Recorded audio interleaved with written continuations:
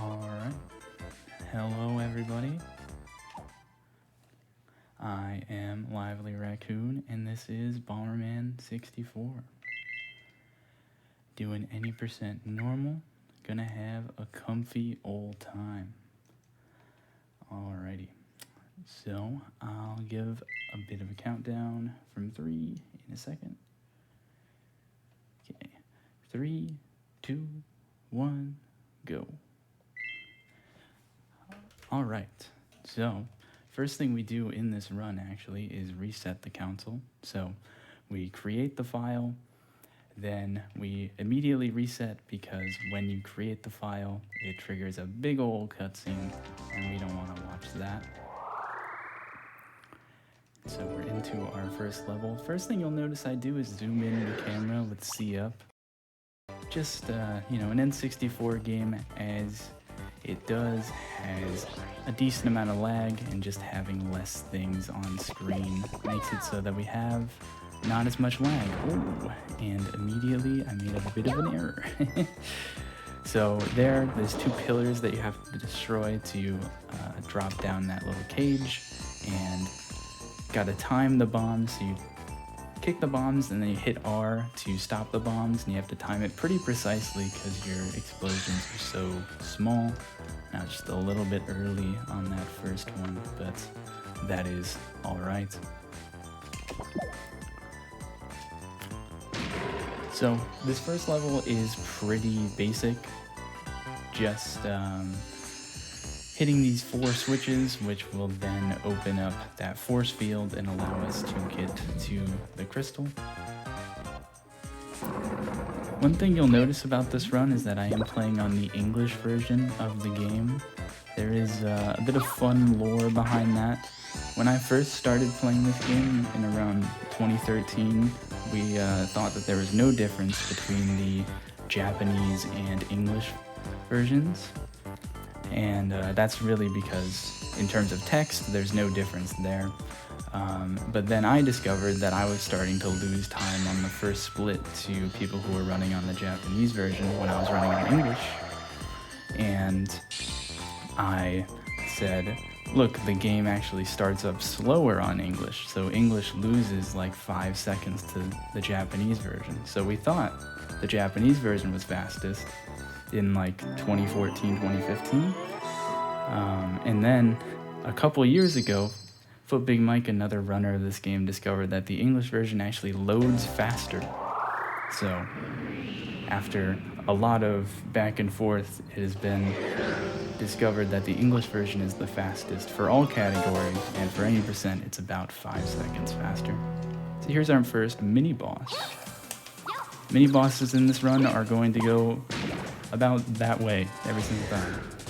If everything goes right, just throwing a bomb on top of their head and throwing them off the edge. As long as you kind of do the same thing, the mini-bosses should behave exactly the same every single time.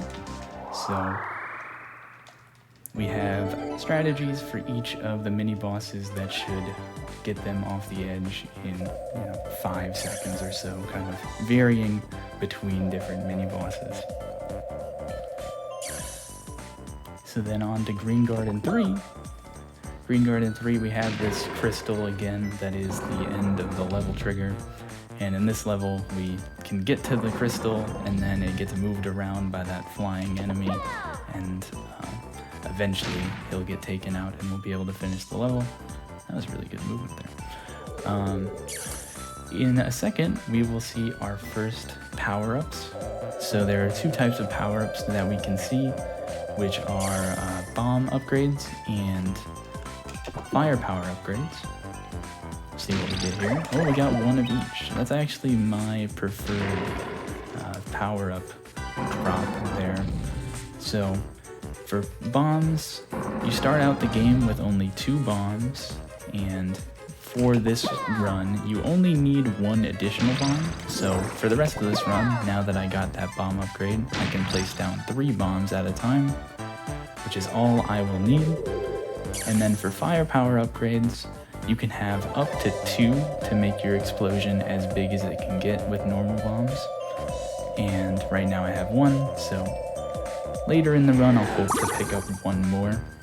It's not necessarily required to pick up more than, it's not really required to pick up any firepower upgrades in this run, but it does make a boss later a lot easier if you have more firepower. So then at this point, the crystal has finally settled in its final location, so we'll just be going on towards that. One thing I picked up here was remote bombs. So normally our bombs blow up on a timer of about 3 seconds, and now with remote bombs, only for this level, my bombs will blow up when I hit the Z button instead. Just allows us to blow up that bridge quicker. You saw that I pumped up a bomb and then blew up a bridge to get to that teleporter. We can do that a bit quicker when we have those remote bombs. And we also have remote bombs for this first boss fight. So this is Dragon. He has a few different attacks that he can do. We'll see which one he decides to give me. Ooh, this is the best attack. Let's see if I can execute. Oh my goodness, that is a really good dragon fight. That is perfect luck, so we got the fire attack, and I was able to get all 3 hits on him, which is the perfect fight. 17 seconds is very good. He has 2 other attacks. He can do a bite, and when he does the bite, you can only get 1 to 1.5 hearts of damage rather than the 3 that I got there. That's a 5 out of 11 chance, same as fire, which I got, but also a 5 out of 11. And then he also has a swoop, which is the worst attack that you can get, and it's a 1 out of 11. Very nice that we did not see any of those attacks, and you just saw fire. Now, we see our first bomb jump. Bomb jumps are an essential part of this run, and they're pretty simple. Basically, the idea is that you put down a bomb, then you pick up one, throw it against a wall onto your head. That will send you back onto the bomb that you put down, which will then launch you forwards onto the bomb that you threw on top of your head, and then you can bounce on top of that and gain some height, get up to ledges that you normally wouldn't be able to. And that allows us to beat that level in only 20 seconds. Later we will see a bit of a different strategy, kind of in the same line, which is a triple bomb jump, which will get us a little bit of extra height, and that's the reason we needed a bomb upgrade earlier. So here's Artemis. She should run down, and we should be able to kill her pretty quickly. Perfect. Again, all these mini-bosses, they should kind of move the same way. There's one mini-boss in particular that's a little finicky with that, but for Artemis, pretty darn simple. Just walk to the left, kick a bomb, and we will take her out. So, see our first triple bomb jump here. Just a bomb jump, but with 1 extra bomb placed down, gets us a little bit of extra height. As with a 2 bomb jump, with a 2 bomb jump, we wouldn't quite reach that ledge. There, I was trying to hit a butterfly. Oh my gosh. Just take it a little slow here. Trying to hit a butterfly to get a heart. That heart will be necessary for a glitch that I'm going to do a lot later in the run, so I need to keep that heart for a long time. And then just a couple more bomb jumps and we get to the end of the level. A little finicky there with the blue enemy kind of blocking my way and then dodged my bombs, but yeah, we got there, not too bad. Now we've got fish. Fish also, this game is a very luck-heavy game, especially any percent, and Fish has some attacks that will lose you some time. Very good start there. At the start of the fight, he just kind of swims around, and we hit him there. We got perfect luck again. Holy moly. Oh no, I blew it. I'm the worst. It's okay. My reaction time is non-existent, unfortunately, but give it to us again. Oh, he's so nice. What a nice little fish. Alright, my reaction time was better that time. so that is the attack that we want. It is a 5 out of 8 chance. The reason we want it, and you might notice that my big bomb, when I threw it in his mouth, it did double damage. So it did 2 hearts of damage, whereas normally when you throw a big bomb, you just hit them for 1 heart. Very lucky that he gave that attack twice, because just kind of messed up the timing on the first attempt. He does vary up when he opens his mouth. It's not always at the exact same time, so it can be a bit tough to time if you're not on point with your reactions. But we got super lucky, so you know, who needs to play well? Now we're into Red Mountain. Red Mountain is a little less heavy on the bomb tricks. Just kind of going through the level very quickly here in Red Mountain 1. We did do 1 bomb trick there. That big bomb allowed us to skip a section of the level by just kind of making the ledge a little bit bigger so we could bounce on it and get over there. And there's these sweet 3 switches that we need to hit with some bombs. That lowers the exit. And we will get on to the next level, which is the mini boss for Red Mountain. So I had mentioned earlier that one of the mini bosses can be a little finicky with his movement. That is Orion, this mini boss right here. He sometimes doesn't do exactly what you want him to do, but usually it's not too bad to recover, so we'll see how it goes here. At the start of the fight, he should run down and do this little green attack. Oh, there we go. And he'll come back down. Perfect, very good fight. There, I hit him with a big bomb on the head. It just provides a little bit extra safety. You know, with a small bomb, your timing of when you throw the bomb is a little bit more precise than with a big bomb. And so that big bomb just gives us a little extra leeway on the timing there. Very good fights, and now we're on to Red Mountain 3. Red Mountain 3 has the hardest trick in the game, which, you know what? I'm feeling a little feisty. I haven't really practiced it too much recently, but I will go for it. We'll see how it goes. Essentially, at the end of this level, there is a track that we need to like blow up these pillars to lower, and it has a cutscene that takes about 15 seconds-ish, and we're gonna try to skip it. We'll see how it goes. This is the hardest trick in the run. Maybe? Oh my goodness, I got it. Really nice. So that bomb jump, it looks kind of similar to other bomb jumps we do, but it is a little bit tougher. There is a minecart enemy that's right behind us, so we can't set it up at all. We just kind of have to do it in motion very quickly. And then after we throw the bomb, we have to move to a certain positioning to get propelled backwards at the right angle. This is Hades. Oh my, I'm so lucky today. Oh no, I've been playing 100% too much. So that was the best attack, and I kind of blew it. So spin, he spins, and then you can hit him for all his health. It's a very easy fight when he spins. But the thing that can mess it up is if you hit his hat, then he will stop doing the attack, which is what I did. I threw the bomb a little too far, and it hit his hat, and it blew up his hat, and he wasn't very pleased about it, so he stopped spinning. But that's alright. I've been playing 100% a lot recently, and there's a gold card for hitting his hat, so I think I got a little too hyped up, a little too used to that, and made the fight a little too slow. But that's okay. Again, a pretty decent fight, regardless of some mistakes. Oh, I don't. Okay, never mind.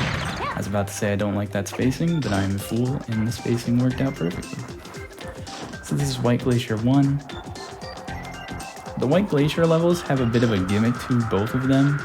White Glacier 1, the gimmick is this wind, but we are playing on normal mode, so the wind isn't really that much of a factor. You can see there, even when it was at its strongest, it was just kind of holding Bomberman in place when I walked against it. Now, if we played on hard difficulty, then the wind would be even stronger, and if I tried to run up against it, it would actually push me all the way down to the bottom of the screen. But fortunately, we're on normal mode, we don't have to worry about these things, and we are able to progress through that screen with the wind very easily. Get to this button, and that lowers down the lift, which then gets us to the level exit. So we'll just have to run on over there.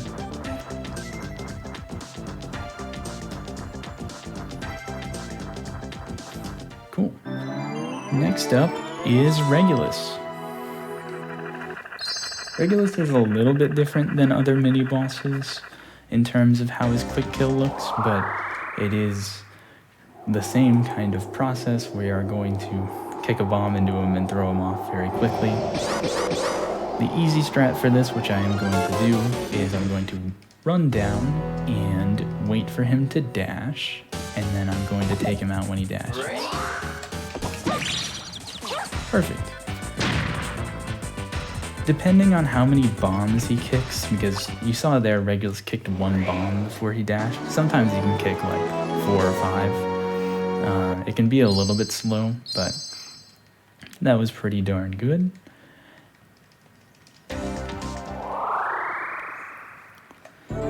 Now on to White Glacier 3. Again, this level has a gimmick of its own, and it's ice physics. But the ice in normal mode is not very slippery. Again, on hard difficulty, it gets very annoying. This camera angle is very cool, but unfortunately, the only thing that we're doing on that screen is holding forward, so we don't really have to worry about that camera angle. Don't get to see an extended time with that camera angle. We'll see it again here in a second, in another room that I'm just going to hold forward for. Any percent run of White Glacier 3 isn't too difficult. Just kind of running over to this button. That button lowers this lift, which is the exit to the level. And then we just kind of run on over there. This level's a big old loop, so we'll actually end up in the same screen that we started the level on. That green enemy, he probably wasn't in the way. I probably could have navigated around him pretty easily, but just to make sure that I don't get bonked off the edge by him, I did just kick a bomb into him and walked around. So we'll just have to navigate on towards the end of the level, and there we go. Now, headed into Spider or Mantis. Nobody knows. Any entomologists want to hit me up and let me know what bug this is. I'm open to ideas. So this fight is pretty simple, and it's not very luck dependent. There's only kind of one moment where it can mess you up, which is right there, and it didn't do something to mess me up. Just going to get under it, throw bombs up at it, and it is going to die quite quickly. Not a lot of luck with that boss. There is one thing that it can do that can mess you up, which is at the very start of the fight, it has one attack that it does. That time it just tried to slash me with its right claw. Sometimes it can attach to the wall and start spawning little spider babies.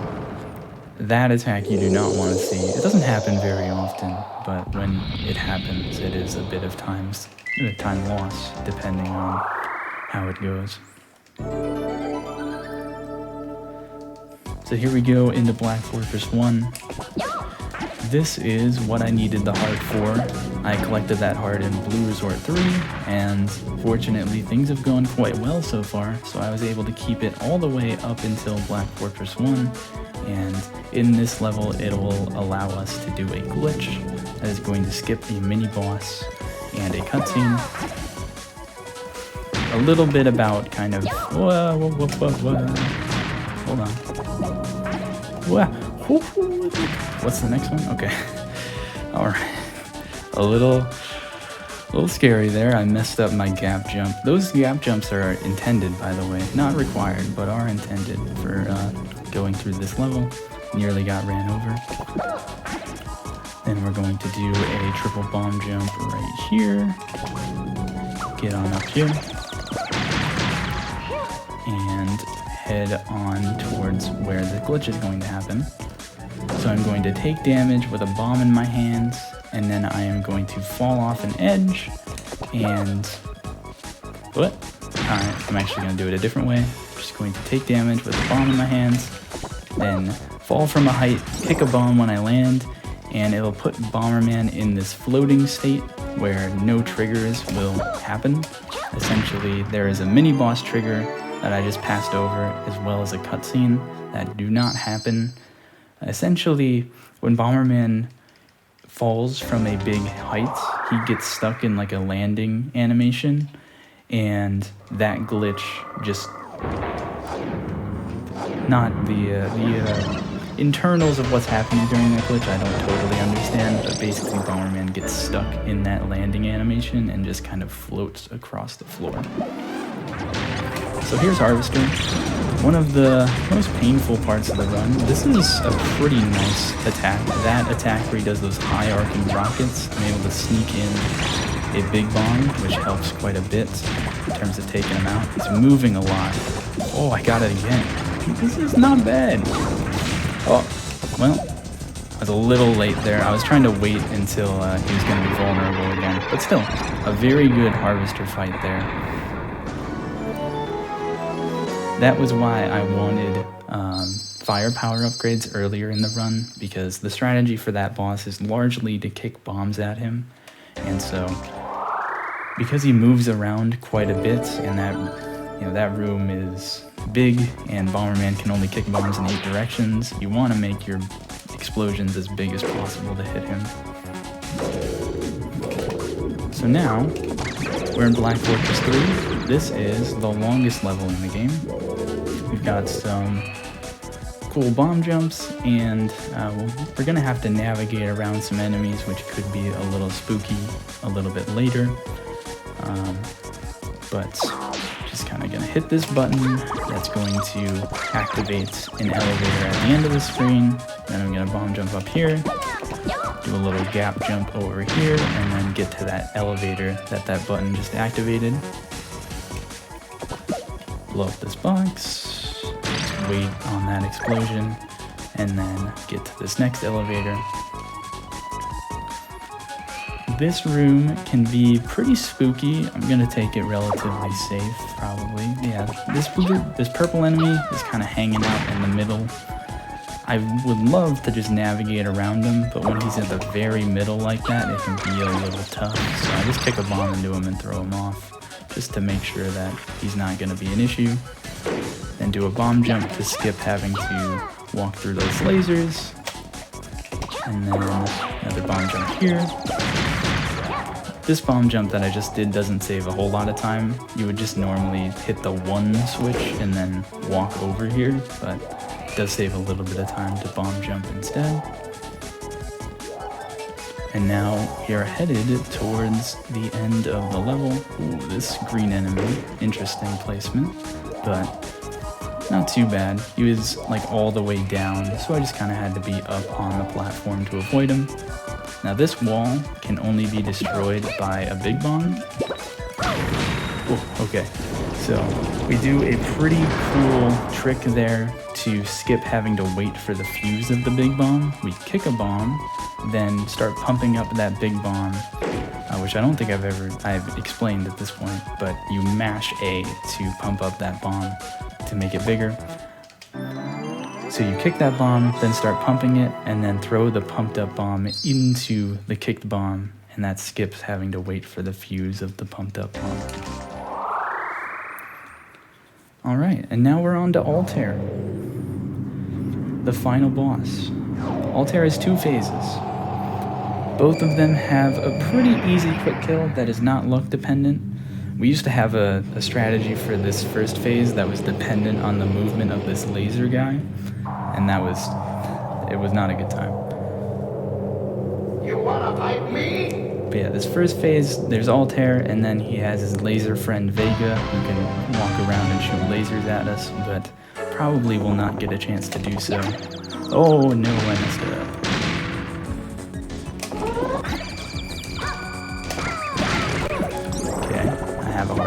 everything's fine.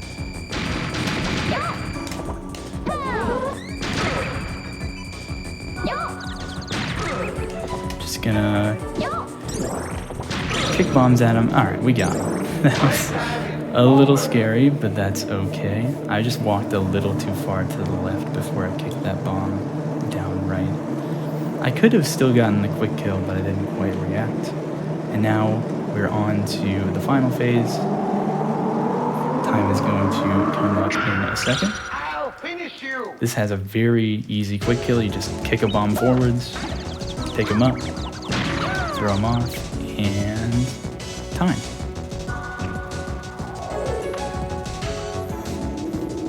You pay. That was pretty darn good. A bit of spaghetti on that first phase, but a very good run. I got lucky at a lot of places, and we got the Red Mountain 3 cutscene skip. That's so cool.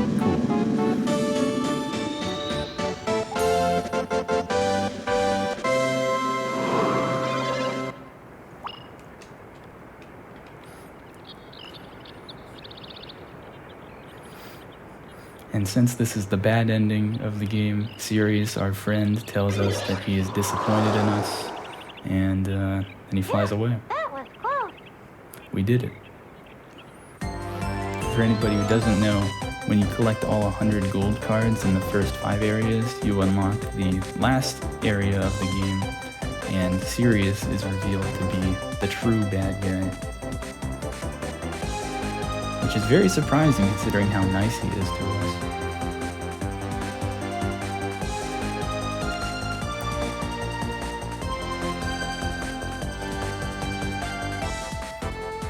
So yeah, that was Bomberman 64 80%. It went quite well. If anybody thinks this game looks cool, thinks this run was cool, you should pick it up. It's a very easy speedrun to learn. The community is very nice. There are a couple tutorials. I have a tutorial that's about 9 minutes long that covers all the very basics of any percent. So yeah, do that if you're interested, and if not, thanks for watching, and thanks Zoast for having me.